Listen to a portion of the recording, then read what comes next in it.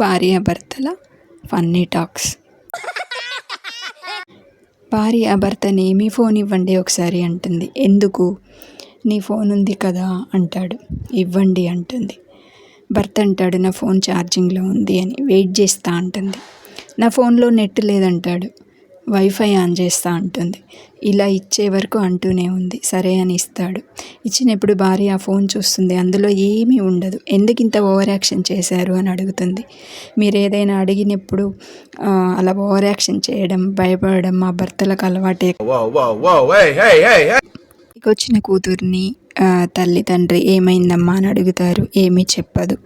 ఆలోచన చేస్తారు. మళ్ళీ అడుగుతారు. అప్పుడు అంటుంది, టీచర్కి ఇచ్చి పెళ్ళి చేసి నా లైఫ్ వేస్ట్ చేశారు నాన్న అంటుంది. ఎందుకమ్మా ఏమన్నాడు అంటే, నిన్న కూరలో ఉప్పు తక్కువైనందుకు ఆ కూరని 10 సార్లు వండమన్నాడు నాన్న అంటుంది.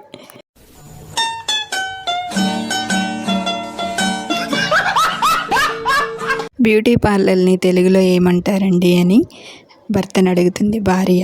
మహిళా గ్యారేజ్ అని చెప్తాడు. అదేంటి అంటే, సొట్టబట్ల వాటికన్నిటికీ అక్కడే రిపేర్ చేయబడుతుంది కాబట్టి మహిళా గ్యారేజ్ అని చెప్తాడు సరదాగా. భర్త వేసిన పంచికి భార్య షాక్.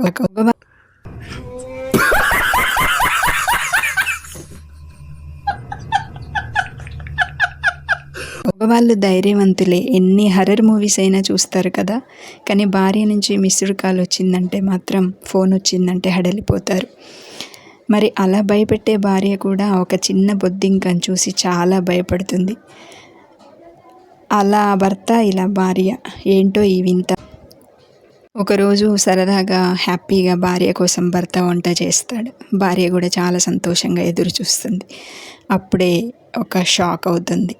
ఆ కూరలో కాస్త ఉప్పు ఎక్కువైతుంది. భార్యకు చాలా కోపం వస్తుంది.